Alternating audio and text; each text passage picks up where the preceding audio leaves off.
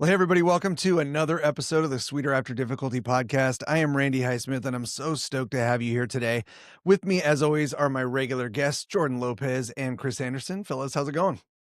Hey, doing well, Randy. Hey, doing good. All right. So great to see you guys as always. So this show, by my calculations, should be dropping on the Friday before Christmas. So I wanted to start the show. I know we usually just jump right into a quote, but I wanted to start today by asking you guys any traditions or anything that you do every year for this time of year. When we were in California, we used to go and do the Disney neighborhood over behind the gym. I Yeah. forget what it's called. But yeah, we'd walk the whole thing. Each house. So in this neighborhood, each house had like a plywood cutout of a Disney movie, right? Mulan or Cars or whatever, and it was all lit up, and like, you'd have like the whole neighborhood would have like hundreds of houses of different little cutouts of each Disney movie. It was really Yeah. kind of cool thing for kids kind of walk and see and enjoy that. Yeah, Pebble Creek. Pebble Creek. Yeah. Yeah. So we take the kids over there too, and Yeah. even the adult kids will. I'll load everybody in the back of my truck and just drive Yep. through there slow. Pretty cool. What about you, Chris? Every year for God, I want to say like the last 15 years, my group of high school friends, their spouses, their kids, they all come over to my place, and we do a white elephant ornament exchange.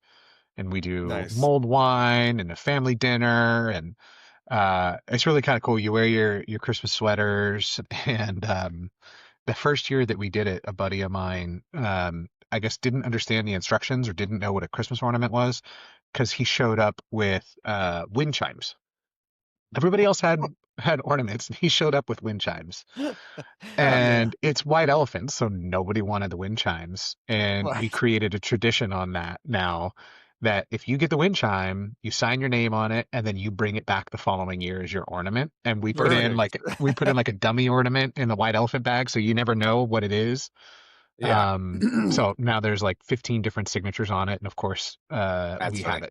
it hanging right now. That we had it for the whole year. So That's fantastic. I love it. yeah, it was Yeah, great. I was thinking about traditions. We do the lights thing too, but since the boys have been up and out and we're kind of on our own, Michelle and I try to kind of just riff through the Christmas movies that we watch every year. Also, just in general, like during wintertime, we is when we bust out the movie trilogies because it's so cold outside. So we watch trilogies. So we typically we always start with the movie White Christmas because I think it's actually one of the best Christmas movies there is. If you've never seen it, you definitely owe it to yourself. Get out there and watch that movie. It's really funny. It's really entertaining. Um, and then Die Hard comes next. And I know It's that's a one of the best controversial topic. Christmas. Yeah. Now. I know it's controversial.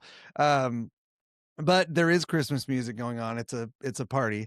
Um, and then it's Home Alone and Vacation and all those things. But yeah, these days it's all about getting through those movies and that kind of little thing. So interesting. Just curious if you're out there listening right now, drop down in the comments. What do you guys do for your Christmas traditions? Anything special or cool that you could tell us about? We'd love to hear it.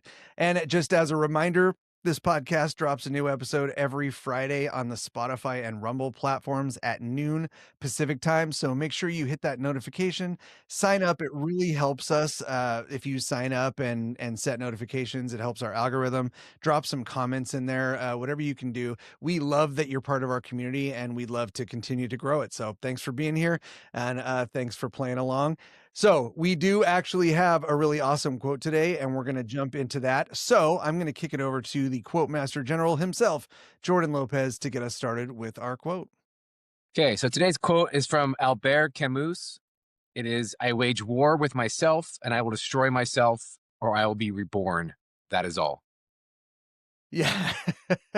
Yeah, so we went, light on traditions, and then we're gonna jump right into the deep end of the pool.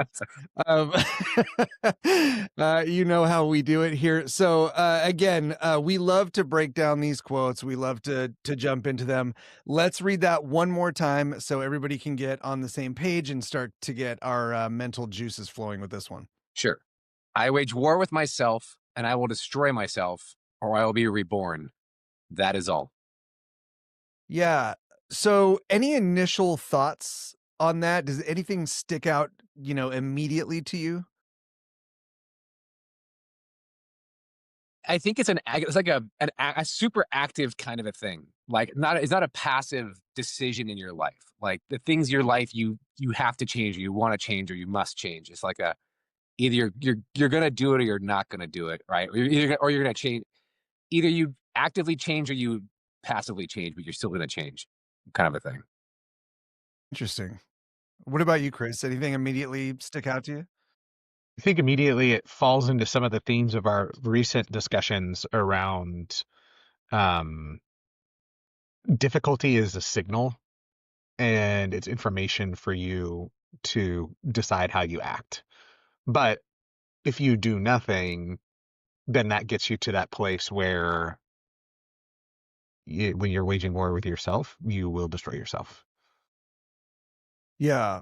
So, fascinating. And I initially, when we read this, I was interested in the perspective that it is being spoken from. So, like a lot of times we read these quotes, and it's sort of like they read kind of like advice, like, one should try to do this if one wishes to be this or whatever. The way that he worded this, it's all intensely personal, right? It's all about yourself. It's not about the wars that you wage with others or that others wage on you. It's not about any of that stuff. It's about I wage war on myself. And he doesn't say it like it's a question, like if I was to wage war on myself, right? It's a declarative statement. I wage war on myself Yeah. and I I will either destroy myself, right? yeah. Or I will be reborn. I think the interesting thing is too is the idea of time in that perspective. Like you can destroy yourself over a very long time, right? You see people have a really bad diet and they destroy themselves over a very long time, or they have undealt with undealt with like emotional issues or anger issues, and they just slowly destroy themselves over time, right? And because it's unacknowledged and untreated and undealt with, and so 15 years down the road, you've just destroyed yourself to a point that you don't even know how to get yourself back. So before we jump into that concept, because I agree with you, let's talk about waging war on ourselves, right? Because what you dove into, which I think is appropriate, and I definitely want to get there. But there are two options that he presents as possible outcomes, right? So before we get into that, what do you think it means to wage war on yourself? Yeah. Um, I was hanging on, my brain is kind of spinning on that. The waging war on yourself or being reborn, both of those can be taken both positively and negatively, right? You can be reborn as something that's not a good thing and Sure. not a positive situation, right? You can be reborn as a worse thing, like the law of attrition, right? You become a worse version of yourself over time, not a better version of yourself. So, and I think even if you do wage war on yourself, it can be a very overt kind of action where you're waging war on yourself. And if you don't end up getting the change that you want, the thing you're reborn into is not something that you're looking forward to. I don't know. It's a very like nuanced kind of quote where it can be taken a bunch of different ways. Sure.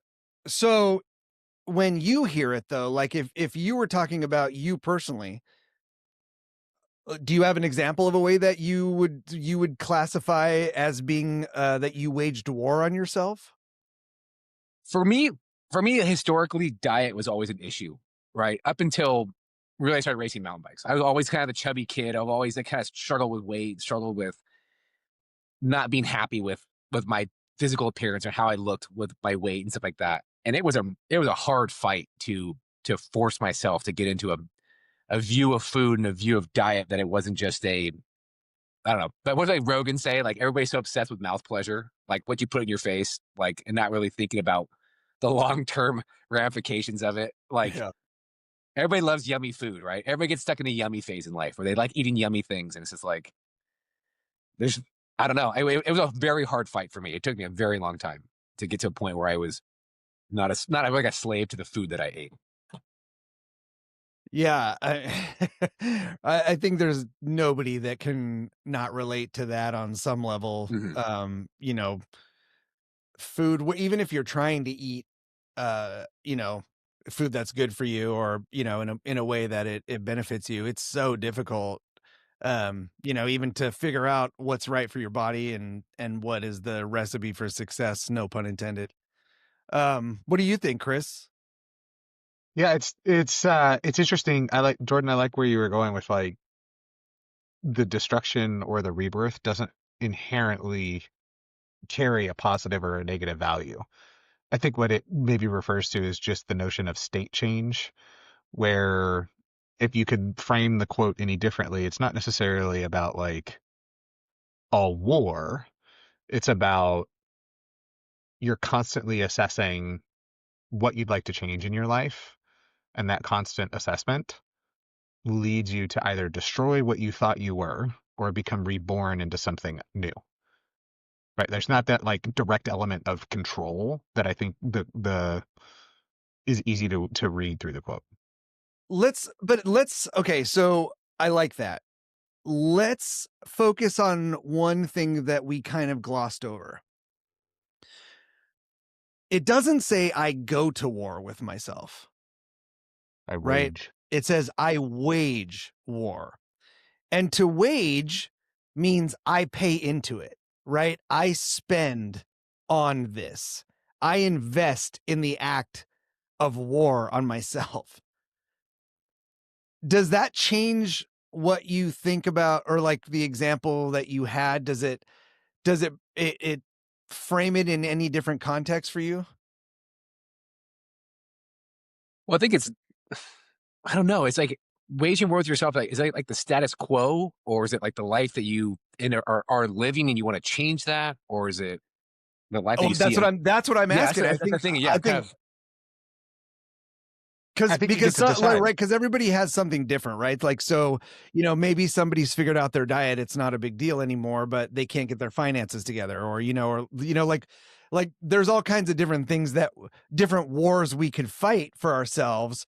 So I'm interested in the word wage, right? And Mm, just like, was active. Yeah, what does that represent as an investment? Like, I'm not just casually flinging money at something, right? Like, I'm going, okay, I'm going to spend on this action for the purpose of either being destroyed or being reborn. Like, we'll get into that, right? But what don't you think it carries more weight, the word wage, than just going to war with yourself?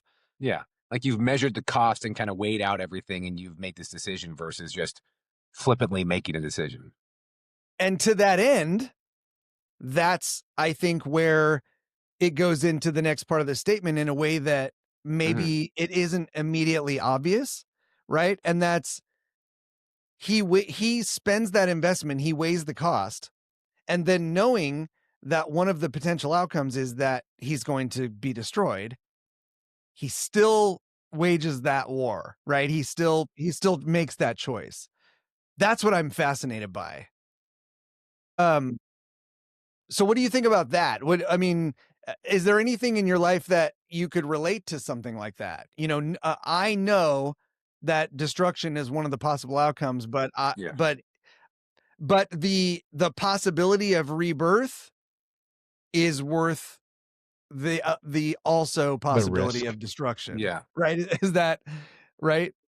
And Yeah, is and it I an think like all-out war, like with everything, or is it specific, or is it, you know what I mean? Like my brain is kind of thinking about that too, right? Let's figure it out, because that's what I'm curious about. Like, it's not interesting for me to just say, well, this is how everybody wages war, because it's also not true, right? Like, but I'm interested in, I'm thinking too, like my brain is scrambling, going, okay, how many things have I gone to war?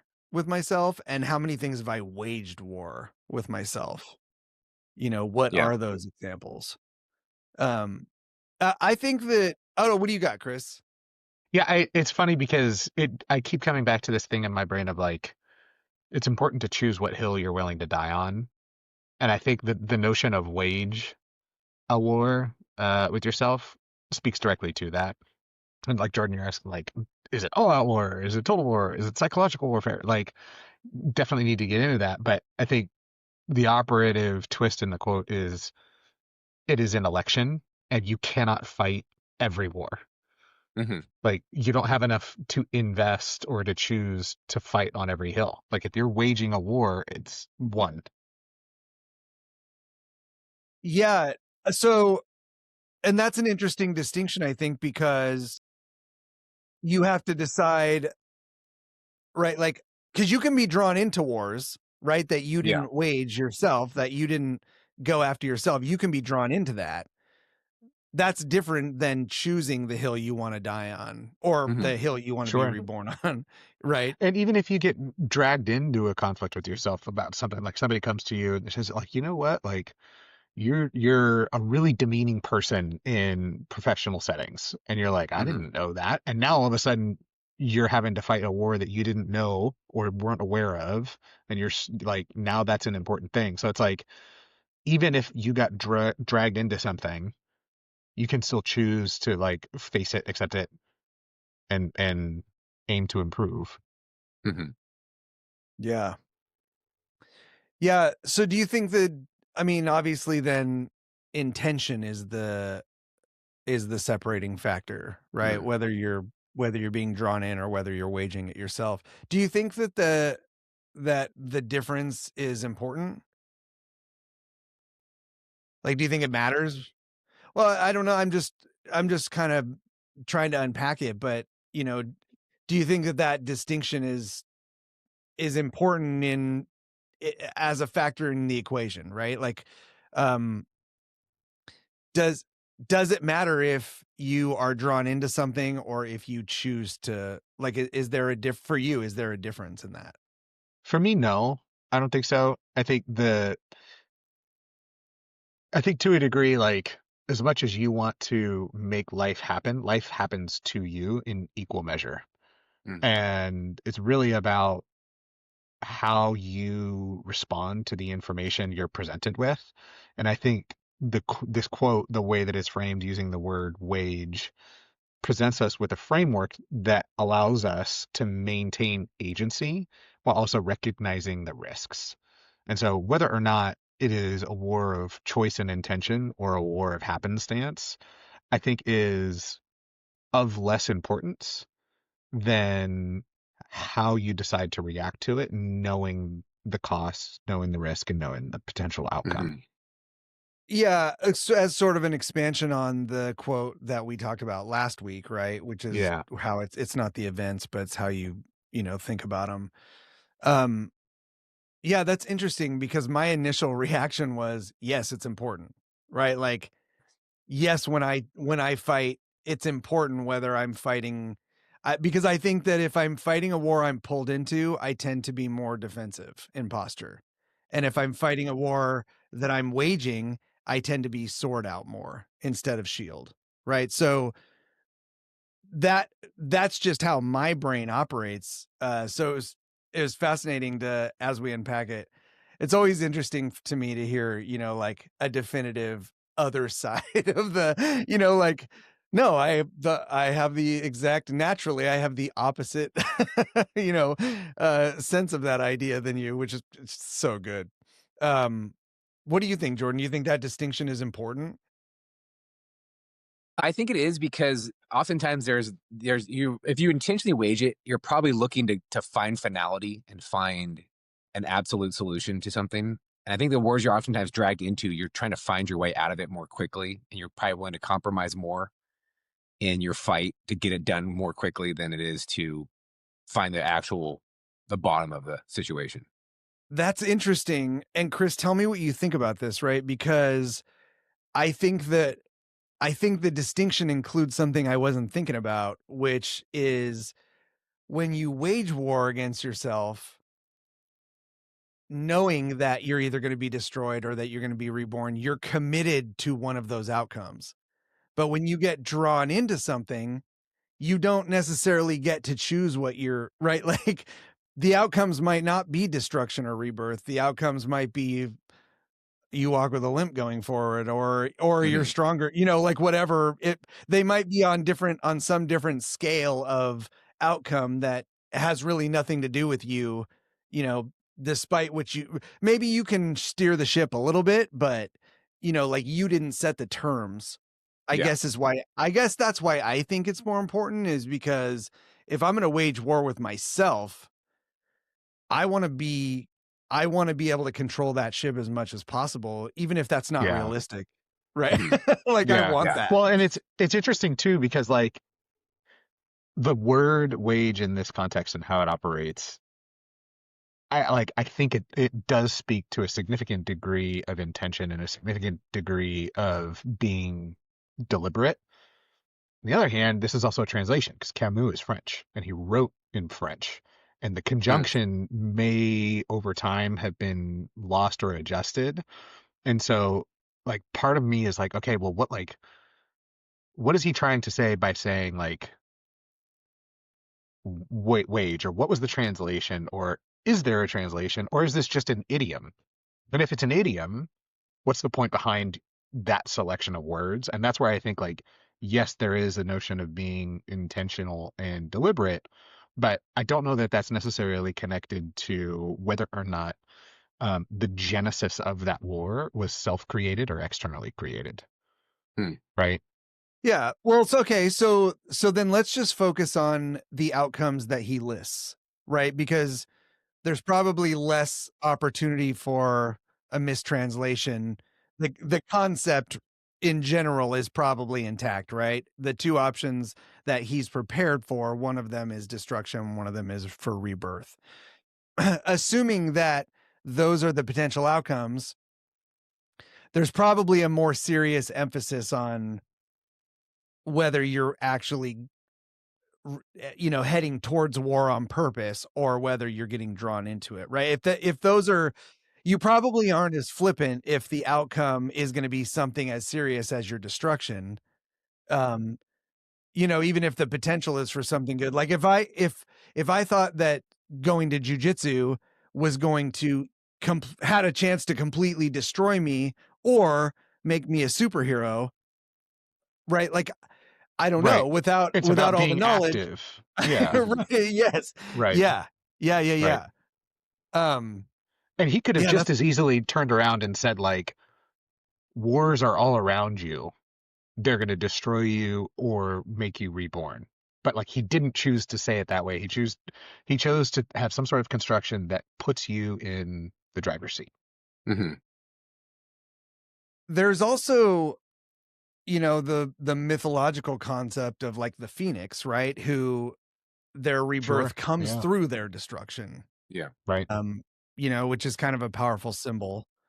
I'm not sure how relatable that is to the human condition, but maybe. I mean, Yeah. like maybe, well, maybe you could find a way to, Yeah. like apply that as a concept to something that you go through. Cause I certainly feel like I think that that's maybe as an analogy, it's fair. Like I definitely would say that the personal transformation that I've gone through over the last 8 years, um, there's been some of those things that definitely were like a complete burning of everything, like burn the ships and whatever crawls onto the opposing shore is the foundation of where we're starting, right? I've definitely waged those kind of wars before.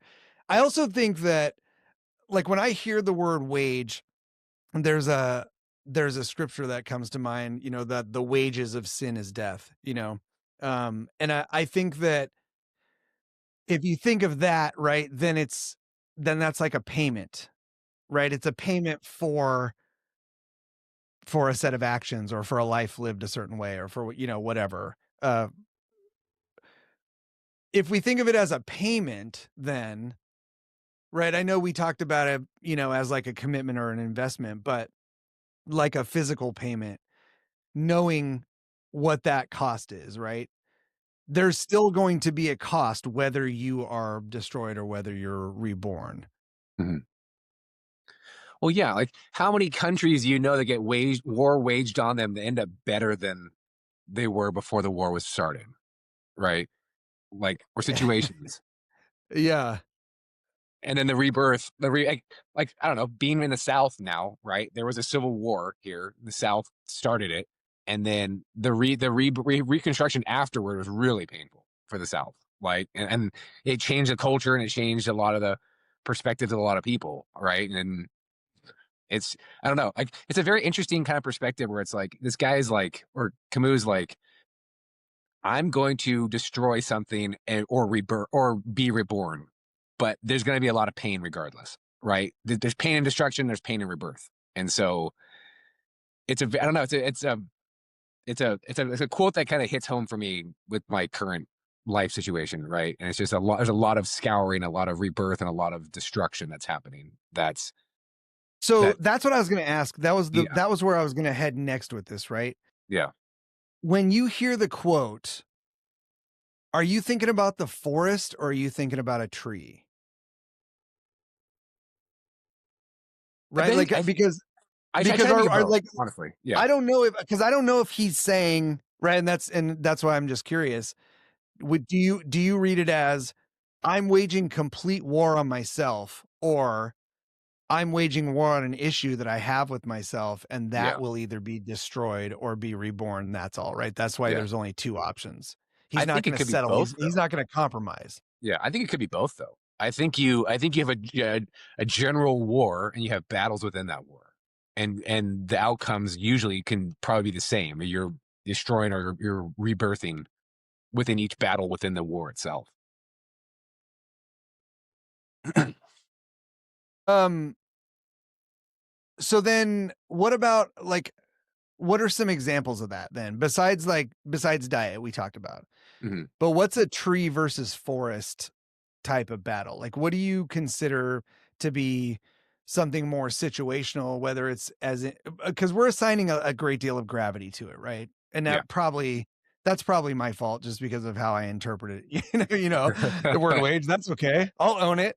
Uh, Yeah. um, but if it's a tree mentality, Mhm. and it's not diet, right? So what are some examples of that? Well, I think like speak. There you go. Yeah, Chris, please. I Spare me. remembering back to when I started my professional career, and I had a big identity around um, working in professional sports.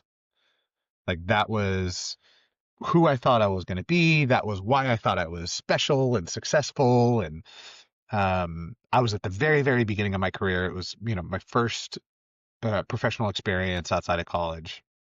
Um, and I had to wage a war between what I enjoyed about having that identity versus what I wanted for my life. Because staying in professional sports when you're not the professional athlete is incredibly crushing for some people.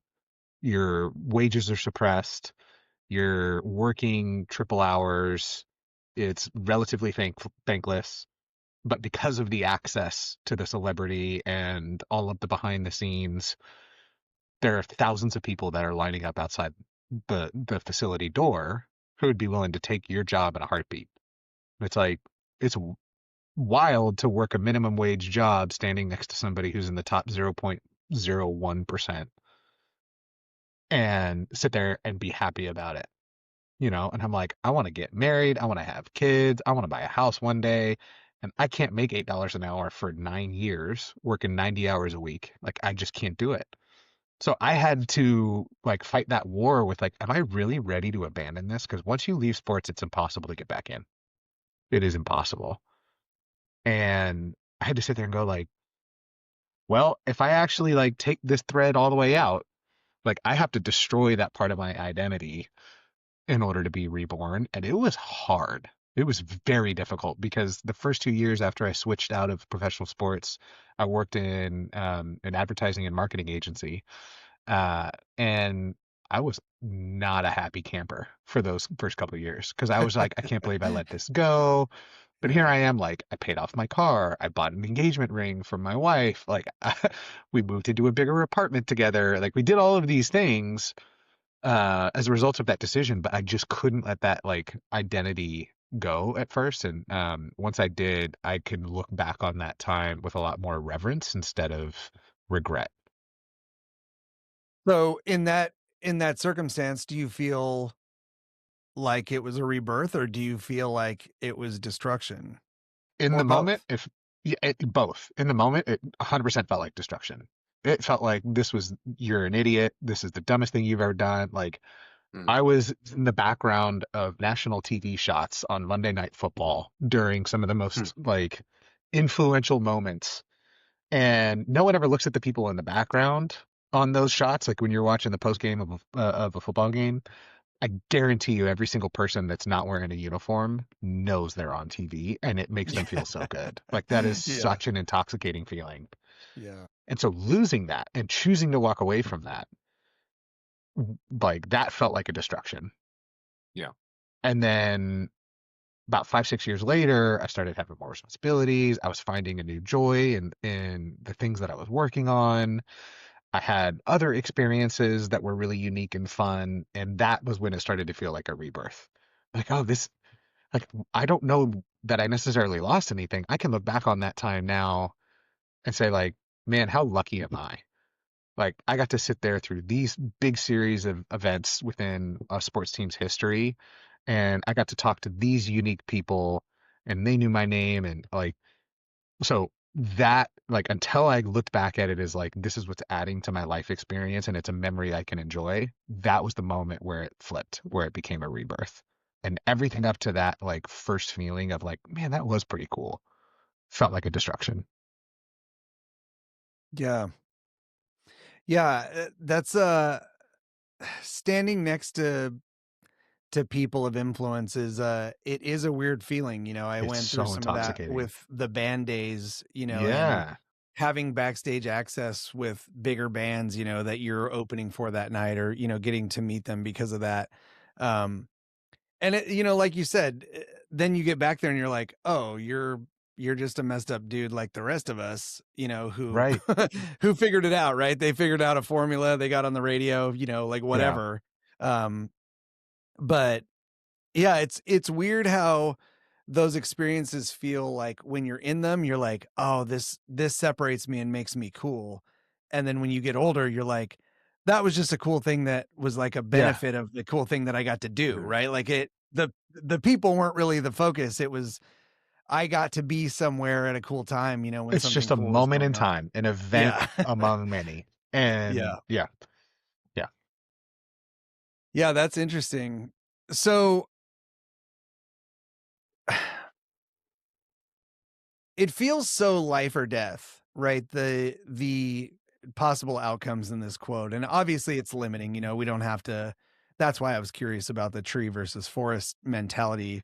It doesn't have to apply to one or the other, or, it's not exclusive, but I think it's fascinating how maybe this is really talking about his commitment to changing whatever it felt like needed to change, right? Maybe the whole point of this is just a dramatic way of illustrating that I'm I'm so my convictions are so strong that I'm going to commit to this change whether it destroys me or whether I'm reborn because of it. Mhm. What And kind both of things go ahead. well, yeah, and both results can have positive and negative ramifications too, right? They can. They Mhm. can. Um again, we've talked about, the scope of the word destruction before, right? And how it doesn't necessarily have to mean like there's absolutely nothing left. Uh, Mhm. although, again, it seems like he's saying, and he's wholeheartedly committed to this concept of, I'm going to make this change. You know, uh, maybe in that instance, then, it's the destruction of the idea. Mhm. or the rebirth of the way of thinking about it. What do you think about that? Like, is that I'm trying to figure out if that concept fully fits in, like or if it's just that you can let an like Chris, you're saying, right? You had to make the choice to let the idea of working in sports die. That doesn't mean you died. It doesn't mean you were reborn, right? It just means that that idea got a new lease or it was cast out forever, right? In favor of something else. Yeah. And I think there's some like there's a historical context to this too, the way you can interpret this. Like uh Albert Camus had tuberculosis. Like before he wrote down all of his famous like the myth of Sisyphus and started writing all of these things, was also in between World War One and World War Two. So the global political climate at that time obviously was quite Sure. strife, right? Sure. And so I think like more than anything, there's got to be a flashpoint for reflection. Like at Mm. some point, you're trying to make a decision or you're in the process of enacting whatever decision that you've made. And I think when we're saying like going back to waging a war, when you're saying it's about commitment, I think that's a beautiful way of stating it. Because I don't think that Camus is just sitting there saying that like everything that you do must be life or death. I think what he's instead saying is that like we only have so much time and resources to invest in what we truly fight wars over, whether they be internal or external. So Mm. when you do commit, don't no half-ass, no half measures, go for it. And Yeah. I like when I'm thinking back on the professional sports thing, had I like committed a little bit harder to trying to find a new identity after I had left pro sports, I wonder if my transformation into somebody like the professional career that I love now, I wonder if that transformation would have been faster or more fruitful, or would I have been like more ambitious or a higher title or whatever the case may be, right? Um, I think though too, it's an interesting thing with when in the waging war perspective is that when do you know the war is over? Like when do you know the war is over? Like when is that point of no return? When is that like this is dead, and now I have to this has to be reborn now, or this has to move on. Like you know what I mean? It's a very interesting kind of like a perspective. Like when do you acknowledge it being dead or it being the war being over? Well, I mean, like for me personally, I would say that if you don't have that answer, you're still in the war. Right? Like to me, if we're just using the quote itself as a context, maybe this isn't an absolute answer, right? But in the context, um, because you're either destroyed Yeah, or or reborn, reborn. right? Like, Yeah. um, I think that indicator is or the desire, right, to not go through the war just for the outcome, right? To like, okay, if I'm going to be destroyed, let's do it now, right? Or if I'm going to be reborn, let's do it now. I don't want to go, I don't want to go through all this war and all this Yeah. stuff. But right, it's sweeter after difficulty, Yeah. right? Like you have to go through the war because it has to do its refining job. It either has Hmm. to burn away the slag or it has to refine you into a polished. I don't know. I think that that is an indicator to me. Like if I'm still not clear, then I feel like I'm still in the midst of it. I'm still in the fog Yeah. of war. Yeah. Right. And that's the thing is interesting. Like for me, like I don't know. If you look at my Instagram profile, right, I say I'm aggressively patient, and I am aggressively patient in a lot of things, but I'm also aggressively not patient in a lot of things, right? Like Yeah.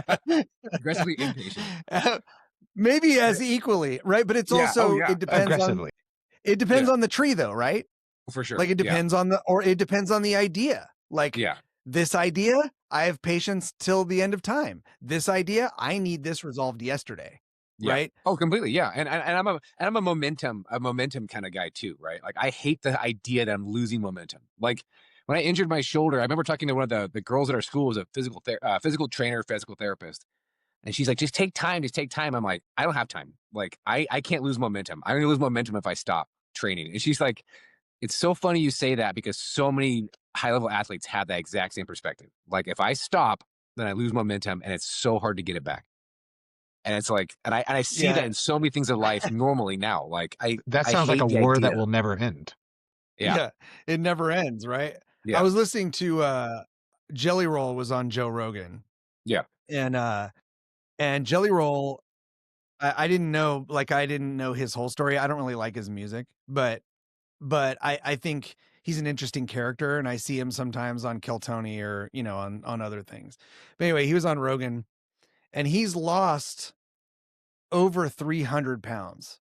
Holy So cow. he's currently, and now check this though, he's currently right around 260. Holy cow. That's so much weight. 500 Yeah. pounds. Golly. Yeah. Yeah.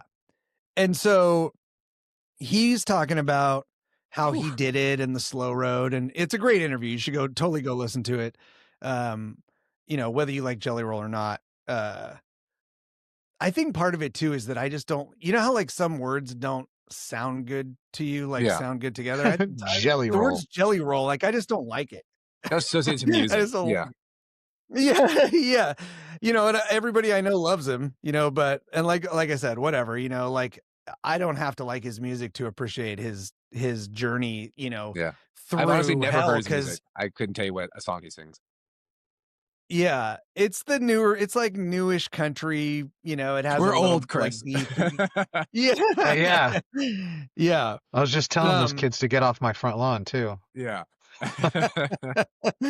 Jelly roll sounds delicious. Yeah. Um yeah.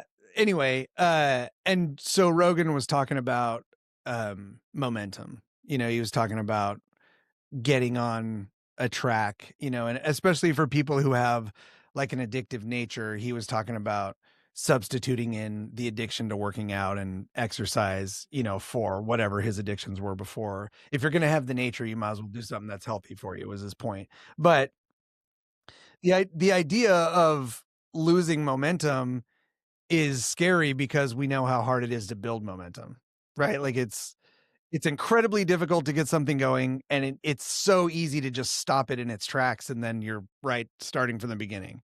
Mhm. Yeah, that's terrible. That's Yeah. a terrible feeling, right? But it also is an example, right, of how committed are you to waging war on the idea of taking time off to rest, knowing that that's going to It's such cause an the interesting, destruction. You know what I mean? yeah, Like it's such an interesting perspective because it's like you're drawing a line or a distinction between like a finite problem that you may need to wage war with in order to become reborn. But Mhm. there's also the nature of like becoming a thing, right? Like I'm thinking about in this framing an alcoholic. And you take them and you talk to them at 90 days of sobriety, that war's not over. You sit there and you talk to them at 5 years of sobriety, the war's not over. 25 years of sobriety, the war's why? Because their war is about becoming. It is a persistent, never ending thing. It is not like a one off, hey, I benched 315 pounds and now I'm done, right? It's no, I need to be forever without alcohol. And that is a war that like that's never going to end. And so it's Yeah. interesting like the way that you're kind of thinking about like you can define it or you can just always fight it. But if you're going to do it, commit. yeah, that commitment is not easy, especially if you don't take the time, right, to really like understand what you're committing to and what a commitment to it means, right? I do you think that that's a reason why a lot of people fail or like lose the war? Like, I feel like there's a lot of people that I know that should be winning their wars and they're not. You know what I mean? They have all the Like, skills and all the yeah, support. they've got everything's Yeah. lined up right, and they're still losing, and you're like, "Why?" Mhm. Yeah. I mean, it's hard to know what commitment at that level looks like. Like Sure. I don't, I still, there are plenty of things that I'm not committed to, the way that I would like to. Yeah. Um, but at the same time, it's like, I don't know how would you be 10 toes down on that if you've never done it before? Yeah, I don't know. I don't know, which but I think that it ties into the overall theme of all these conversations, right? Which is you need to be collecting experiences and you need to be collecting perspective. Even if it's even if you're not becoming a master, of the knowledge of all things, having a general understanding of how most things work, especially if you have a high likelihood of encountering them at some point in your Mhm. life, right? It's probably worth it for you to do a little research before you cement a position, and certainly you would want to have as much information as you could before you waged war on behalf of that cause, right? Um, yeah, that's an interesting concept overall. What commitment wise, do you think that the lack of wanting to commit to something, besides being tied to fear, is more just the possibility of the outcomes, right? Like, how much do you think fear and procrastination play into why you don't wage war, Yes. avoiding an eventual Yeah. outcome, right? Yeah. And that's an interesting, like, yeah, the fear of fear of the result, maybe, or the fear of the unknown, and the procrastination to make a decision. Like it's a very common thing, I'm sure, and it seems very like delaying the inevitable, not the inevitable, but delaying that road choice, right? Because you're kind of stuck at a crossroads. You're like, I can just live at this crossroads, like, and and Yeah. so often people do. They'll spend years in those crossroads, and it's like, what are you what are you missing out on from not making that hard choice? And be it one way or the other, right? Like, not, and both choices are going to have positives and negatives. But the procrastination of making choices is a huge, huge issue.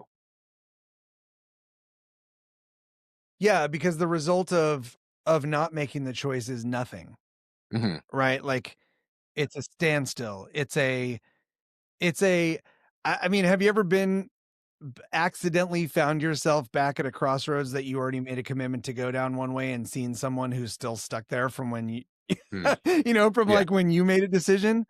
I mean, like, honestly, I said it kind of in a jokey way, but, I mean, that's a sad situation, right? Like, Yes. Yeah. wasting a whole life because you're afraid that you're gonna make a bad choice that makes that life bad, and then the life's over, Hmm. right? Like, that sounds like a really hellish way to spend your existence, just Yeah. Fear. hoping that something will come along that looks perfect without even knowing what perfect means. That reminds me of, have you guys read the book The Power of Habit? Sounds really No, I familiar. By read the I other think his name Clear is book. James Clear. I think his I name read the is. other one. What's the Atomic Habits? I read that No, one. yeah, Atomic Habits. Yeah, yeah, yeah. Okay, No, I'm okay, thinking of okay. The Power of Habit by Charles Duhigg. Okay, okay. Anyway, in The Power of Habit, like, he talks about what the research, and the science say sits behind people who have actually permanently generated new habits and they're lasting. Um, And he says, like, by and large, the trick is to think about the habit you want to create or the change that you want to create at the level of your identity.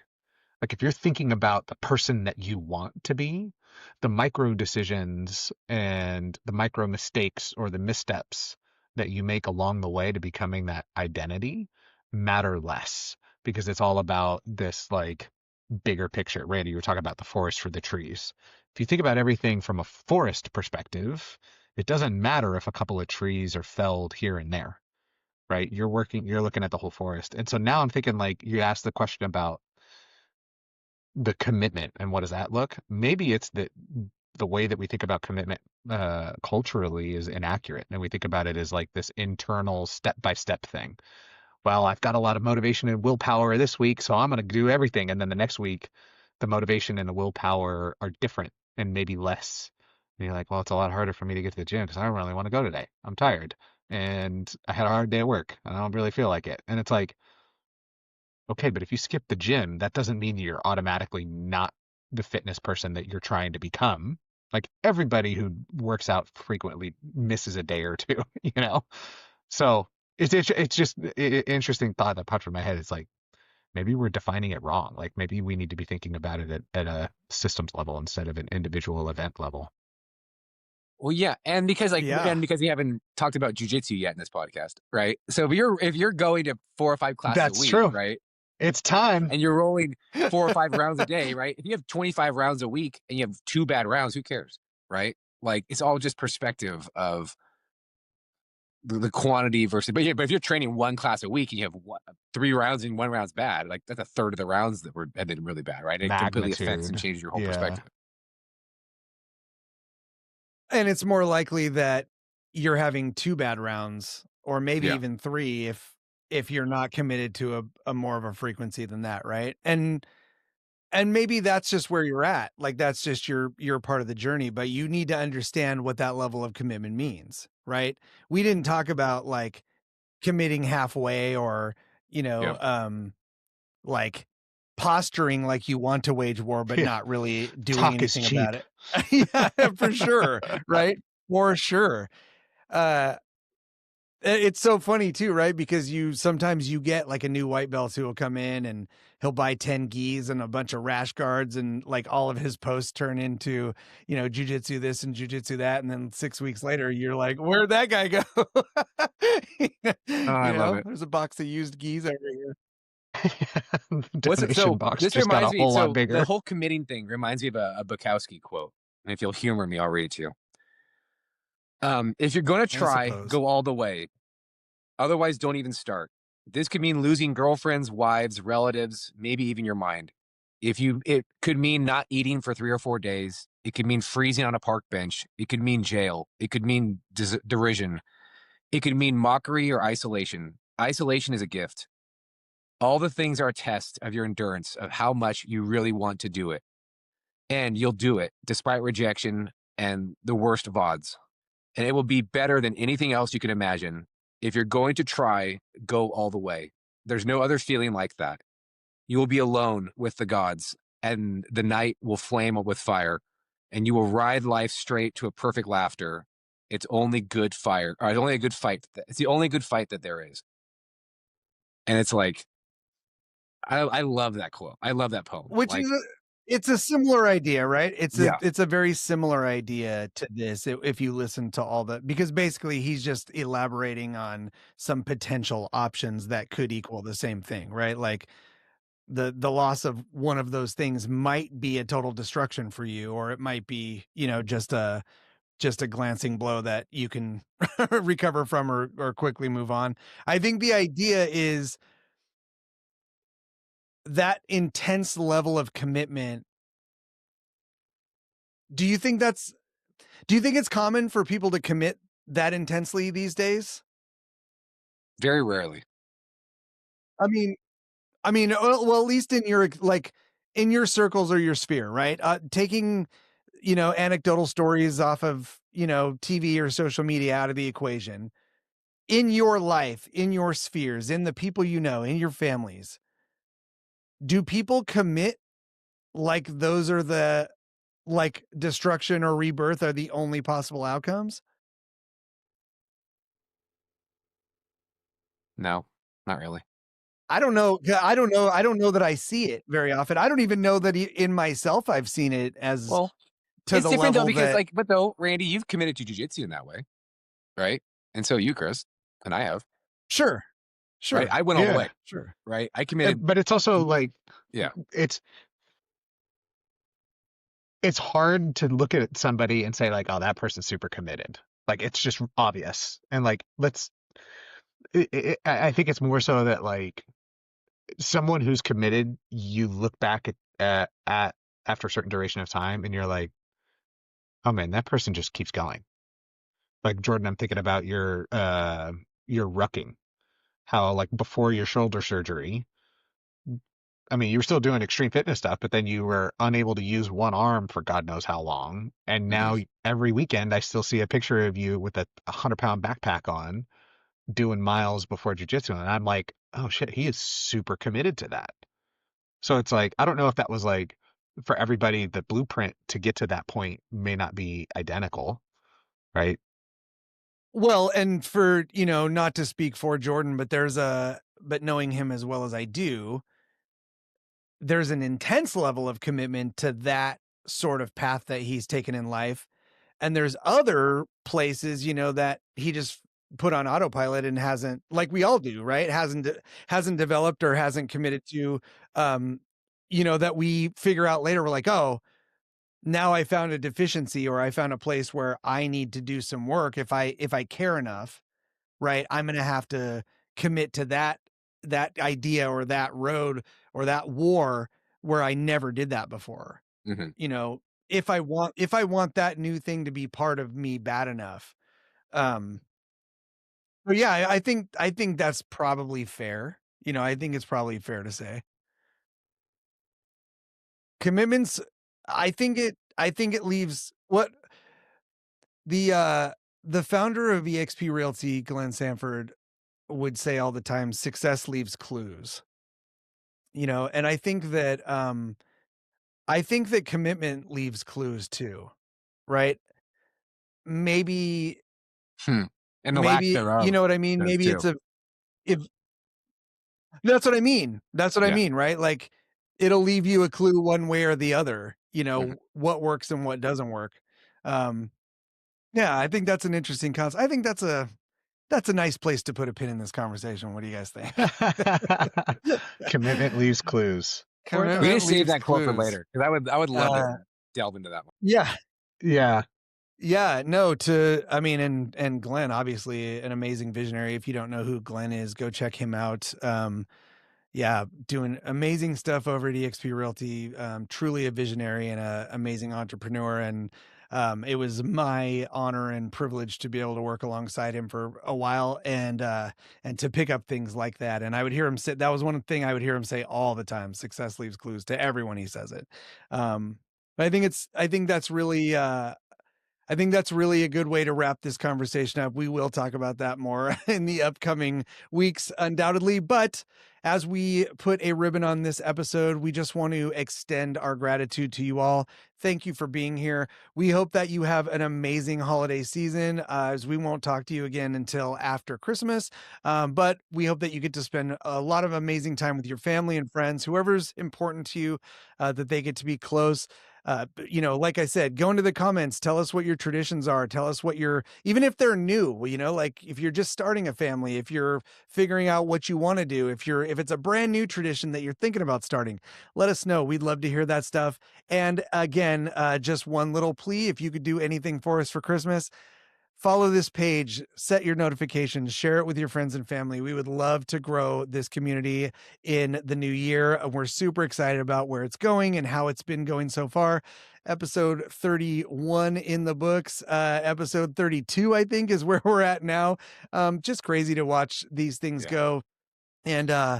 And how quickly and smoothly they're going. So, as always, as we wrap up, just want to say thank you, Chris, thank you, Jordan, for being here.